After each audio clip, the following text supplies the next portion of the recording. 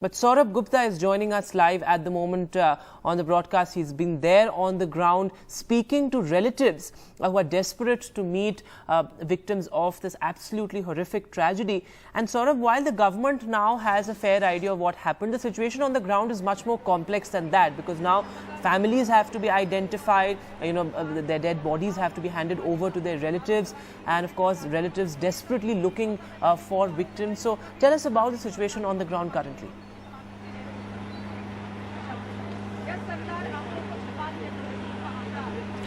Well, the railways have set up help rooms. They've actually, moved many of the bodies to Bhubaneswar. All of that is done. But what is happening is people, may not have enough information. And also they're in a state where they're desperate to just find their loved ones. So often they end up at the wrong place. For example, if you land up at Bhubaneswar, or for example, let's say you land up at Balasore, or you land up at Bahanagar, where the accident took place. The railways are making arrangements from Bhadrak to take you to Balasore, to Bhubaneswar. So these arrangements are being made from the railways. But what is happening is a lot of people are still to identify their dead. There are dead bodies that have not been identified. And that is also a worry, because people really already are traumatized of not knowing where your loved one is. Is he alive? Is he dead? Is he in the morgue? Has his body been found? These are questions that cause extreme amount of stress.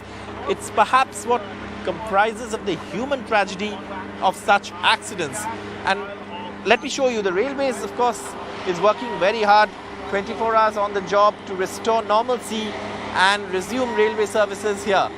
But for those who've lost their loved ones, for those who are still to find the bodies of their loved ones, for them, resuming normal life is going to be very, very difficult. And that is why a lot of effort is being made by the railways. It's not that the railways are not making an effort to ease the suffering of the people, but at the same time there's a lot of anxiety, a lot of stress amongst those who have not yet figured out where their loved ones are or where they should go. For example, I met a man in the morning right here at Bahanagar station.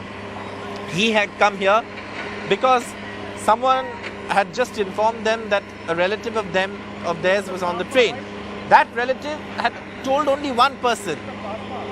Hours after the accident, it was not even that the family knew. They had, a brother knew actually. No one else knew. So then when they heard about the accident, they realized there had been a big accident. They put things together and then figured out, oh, he was on the train. So they came here to search for him.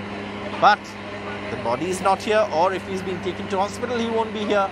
So then, of course, they had to go somewhere. But the police did make arrangements for him. It's not like the railways and the police did not make arrangements. They did. But in spite of that, there is a certain amount of stress, a certain amount of trauma that comes for the survivors or the, loved ones of those who've, lost their loved ones. For them, the stress, the sadness, the trauma continues, and that's what you see now. Here, of course, you see the railway is working very hard to restore the OHE connectivity, the overhead railway connectivity, and also, the tracks here are, of course, being prepared to commence trial runs so that railway services also can resume on this route soon.